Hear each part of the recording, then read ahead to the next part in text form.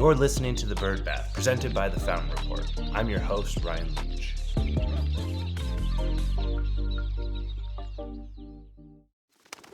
Welcome back to The Bird Bath. Each week, we scrape the surface of the news you need to know, so let's get into it. Our top story this week is the release of AAHA's brand new Technicians Utilization Guidelines. In their guidelines, AAHA says credentialed veterinarian technicians, CrVTs, are a valuable resource for a veterinary practice, but their skills, education, and experience are often not being used to their full potential. Optimal utilization of credentialed veterinarian technicians can benefit the entire veterinary team by supporting professional longevity, mutual trust and collaboration, improved patient care, and financial sustainability. These guidelines provide actionable steps that veterinary practices can take right now to initiate positive change.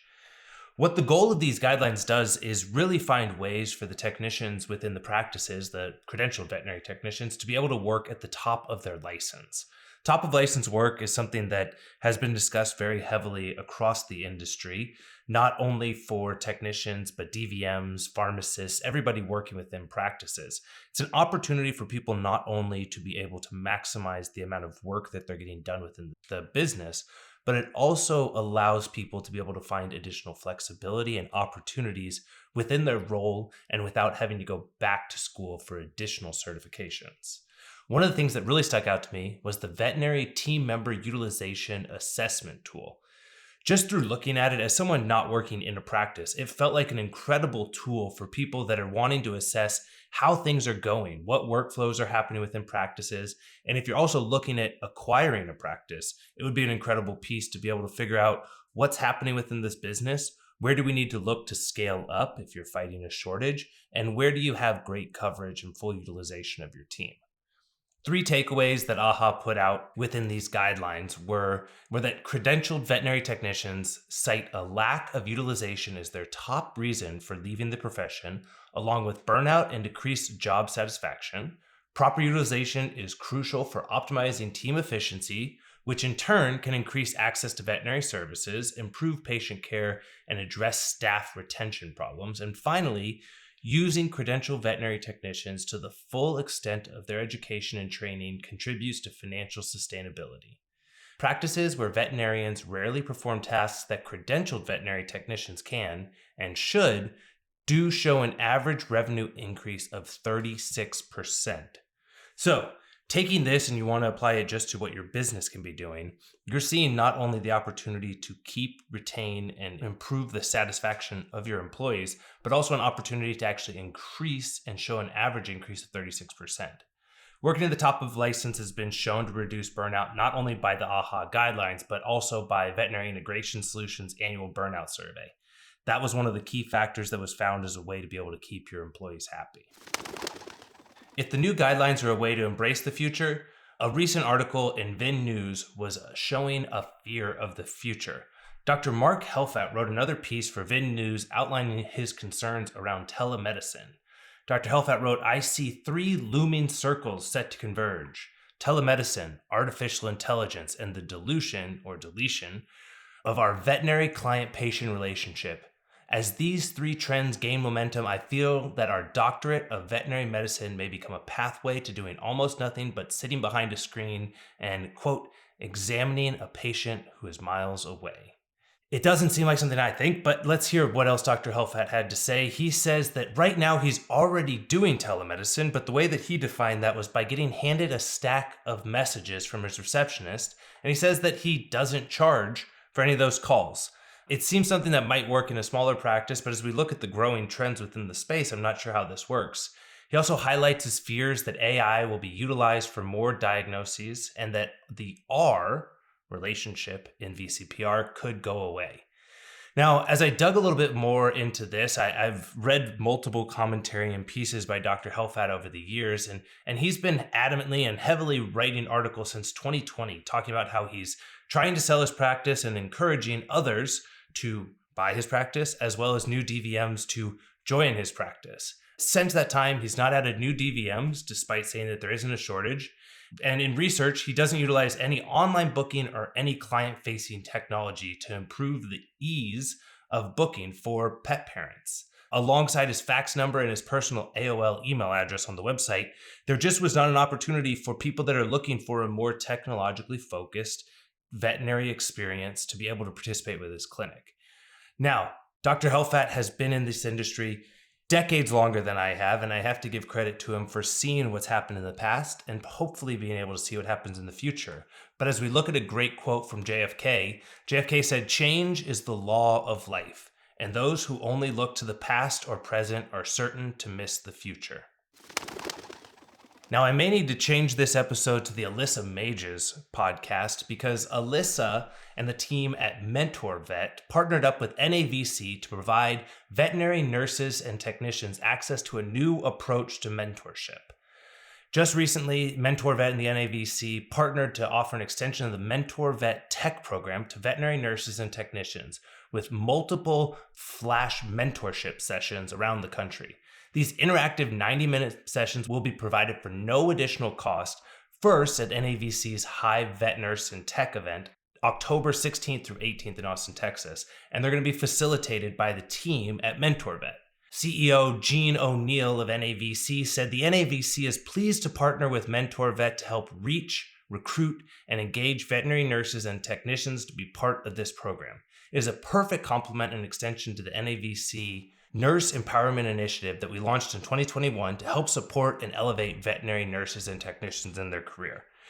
I think taking this, partnering it with the new AAHA guidelines, is going to allow us to not only tackle what's happening within the workplace in the day-to-day aspect, but using what Mentor Vet is using as a holistic approach, not only working on the platform to be able to mentor people, but also to be able to care for their mental well-being will be an incredible impact. In the show notes, we're going to go ahead and tag everyone who participated in the AAHA guidelines, as well as Alyssa and Dr. Addie Reinhardt for their incredible work to be able to elevate what these spectacular veterinary nurses and technicians are doing across the country. Axios reports Small Door is seeking a buyer. The report cites two sources close to the situation. In the report, they say that Small Door is working with Lincoln International. And in my research here, we were able to find Lincoln International has a huge and deep history within the veterinary space, representing companies such as IVC Evidencia, Covetrus, Rarebreed, Evervet, VCP, and BondVet, all in deals that they've done with this investment bank in the past. So Small Door is pulling out the big guns for this one. Small Door has 12 clinics in New York, DC, and Boston, up from just 5 last year, and they're being marketed with $70 million in pro forma revenue, which is forward-seeking initiatives of what they expect their revenue to be. In December, Small Door CEO Josh Gutman said the business was generating $10 million in annual revenue with only the 5 clinics that they had.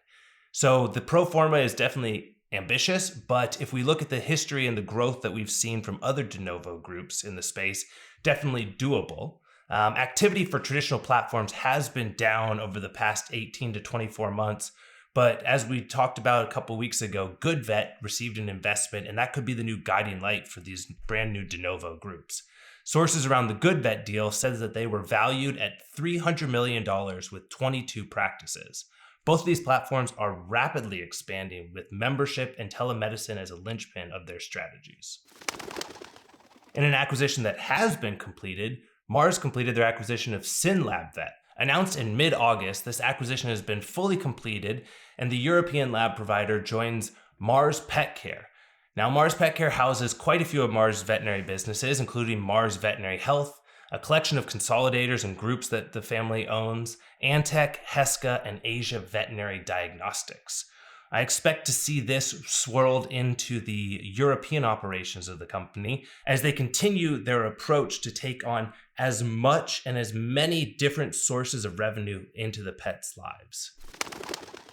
Last week, Vet Forum went off without a hitch.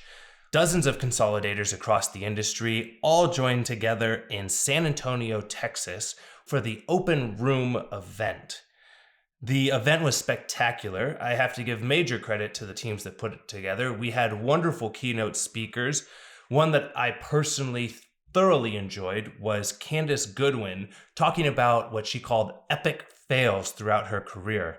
It was a talk that hit on things that she's seen in go-to-market approaches that were really actionable information for all of the attendees. One of the pitches that was absolutely spectacular came from a sponsor, ScribeNote, and their CEO and co-founder, Ryan Gallagher.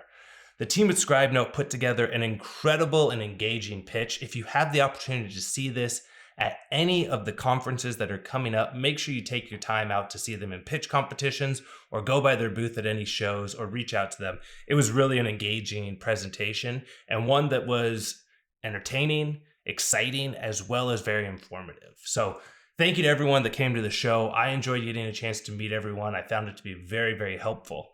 This next week, I will be at VIS along with the Profession podcast and many others as we create the very first podcast zone at the Veterinary Innovation Summit. We're going to be having live recordings, exclusive guests, behind the scenes, as well as new and your favorite podcasts all together in Kansas City, October 9th through 11th. If you haven't bought tickets to the show, now's the time. And if you have your own podcast and would like to participate, reach out directly to us. We're really excited to fill this up and make it a great success. For more on these and other stories, join us by subscribing to the Fountain Report. There's a link in the bio, and don't miss out on any episodes by subscribing and rating the show. For the Bird Bath, I'm Ryan Leach. See you next week.